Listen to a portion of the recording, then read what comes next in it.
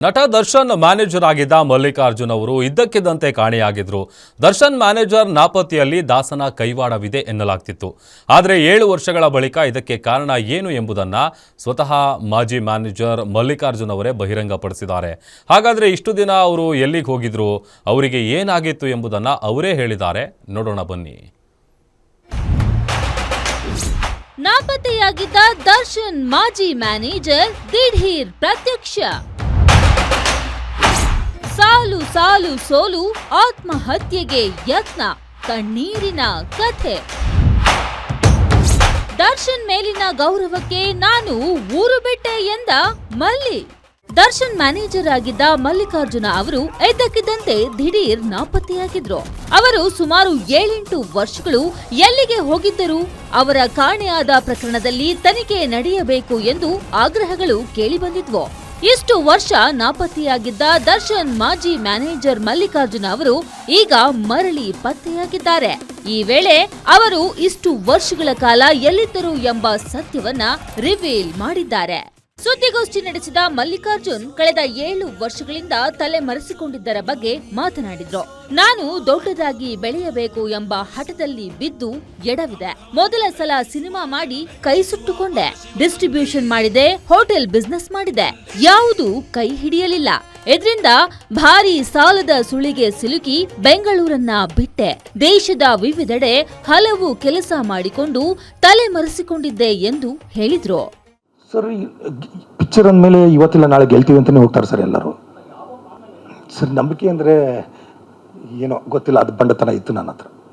ನಾನು ಏನು ಮಾಡೋಕ್ಕಾಗಲ್ಲ. ನಾನು ಏನೋ ಒಂದು ಪಿಕ್ಚರ್ ಕೈ ಹಿಡಿಯುತ್ತೆ, ನಾನು ತೀರಿಸ್ತೀನಿ ಅನ್ನೋ ನಂಬಿಕೆ ಇತ್ತು ಸರ್.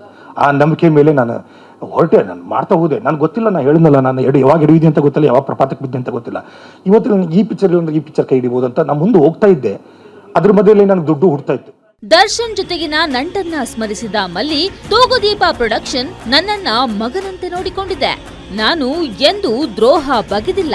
ಐರಾವತ ಸಿನಿಮಾ ವೇಳೆ ತಮ್ಮ ಕಷ್ಟ ನೋಡಿ ದರ್ಶನ್ ಅವರು 1 ಕೋಟಿ ಹಣ ನೀಡಿದ್ರು. ಆದ್ರೆ ಸಾಲದ ಪ್ರಮಾಣ ಹೆಚ್ಚಿದ್ದರಿಂದ ಮತ್ತೆ ಅವರ ಬಳಿ ಹಣ ಕೇಳಲು ಮುಖವಿರಲಿಲ್ಲ. ದರ್ಶನ್ ಎಂದಿಗೂ ಏಕವಚನದಲ್ಲಿ ಮಾತನಾಡಿಸಿದವರಲ್ಲ. ಅವರೇನು ನನ್ನನ್ನ ದೂರ ಮಾಡಲಿಲ್ಲ. ನನ್ನ ತಪ್ಪಿನಿಂದಾಗಿ ನಾನೇ ಅವರಿಂದ ದೂರ ಉಳಿಯಬೇಕಾಯಿತು ಎಂದು ಸ್ಪಷ್ಟನೆ ನೀಡಿದ್ರು. ದರ್ಶನ್ ಸರ್ ಆದಷ್ಟು ಬೇಗ ನಿರಪರಾಧಿ ಅನ್ಕೊಂಡು ಹೊರಗೆ ಬರಲಿ ಅನ್ನೋದು ಅಷ್ಟೇ ಬೇಡ್ಕೊಂತೀನಿ, ಹೆಚ್ಚಿಗೆ ಏನಿಲ್ಲ. ಅವ್ರನ್ನ ಭಾಳ ಚೆನ್ನಾಗಿ ನೋಡ್ಕೊಂಡಿದ್ದಾರೆ. ಅವ್ರು ಕರೆದು ನಾನು ಹೋಗ್ತೀನಿ, ಕೆಲಸಕ್ಕಂತ ಹೋಗ್ತೀನಿ. ಆದರೆ ನಾನೀಗ ಅನ್ಕೊಂಡಿರೋ ಪ್ರಾಜೆಕ್ಟು ಸ್ಟಾರ್ ಬ್ರಿಡ್ಜ್ ಅಂತ ಅದರ ಹೆಸರು. ಅದನ್ನು ನಾನು ಅದ್ರ ಕಡೆ ಫೋಕಸ್ ಮಾಡ್ತಾ ಇದ್ದೀನಿ. ಅವ್ರು ಬಂದ ಮೇಲೆ ಕರೆದ್ರೆ ನಾನು ಅವ್ರಿಗೆ ಫುಲ್ ಟೈಮ್ ಆಗಿ ಮಾಡೋಕ್ಕಾಗಲ್ಲ, ಪಾರ್ಟ್ ಟೈಮ್ ಆದರೂ ಮಾಡ್ತೀನಿ. ಅವ್ರು ಕರೆದ್ರೆ ನಾನು ಗ್ಯಾರಂಟಿ ಹೋಗ್ತೀನಿ, ಅವ್ರಿಗಿಲ್ಲ ಅನ್ನೋಕ್ಕಾಗಲ್ಲ. ನಾನು ದಿನಕರ್ ಅವರನ್ನ ಕಳೆದ ವರ್ಷ ಭೇಟಿ ಮಾಡಿದೆ. ದರ್ಶನ್ನ ಭೇಟಿ ಮಾಡಬೇಕಿತ್ತು. ಆಗ ನನಗೆ ಪ್ಯಾರಲಿಸಿಸ್ ಆಯ್ತು. 7 ತಿಂಗಳು ಬೆಡ್ ರೆಸ್ಟ್ ಮಾಡಬೇಕಾಯ್ತು. ನನ್ನಿಂದ ಎಷ್ಟೋ ಜನಕ್ಕೆ ತೊಂದರೆಯಾಗಿದೆ, ನೋವಾಗಿದೆ. ಅವರೆಲ್ಲರಿಗೂ ಕ್ಷಮೆ ಕೇಳುತ್ತೇನೆ ಎಂದ್ರು. ಮುಂದಿನ ದಿನಗಳಲ್ಲಿ ಸೆಲೆಬ್ರಿಟಿ ಈವೆಂಟ್ ಮ್ಯಾನೇಜ್ಮೆಂಟ್ ಮಾಡುವ ಗುರಿ ಹೊಂದಿದ್ದು ಚಿತ್ರರಂಗದಿಂದ ದೂರ ಉಳಿಯಲು ನಿರ್ಧರಿಸಿದ್ದಾರಂತೆ ಮಲ್ಲಿ. ಒಟ್ಟಾರೆ ಚಾಲೆಂಜಿಂಗ್ ಸ್ಟಾರ್ ದರ್ಶನ್ ಅವರ ಮ್ಯಾನೇಜರ್ ಆಗಿದ್ದವರು ಮಲ್ಲಿಕಾರ್ಜುನ್. ಫಿಲಂ ಪ್ರೊಡಕ್ಷನ್, ಡಿಸ್ಟ್ರಿಬ್ಯೂಷನ್ಗೆ ಕೈ ಹಾಕಿ ಕೈ ಸುಟ್ಟುಕೊಂಡಿದ್ದ ಮಲ್ಲಿ 5-6 ಕೋಟಿ ಸಾಲದ ಶೂಲಕ್ಕೆ ಸಿಲುಕಿದ್ರು.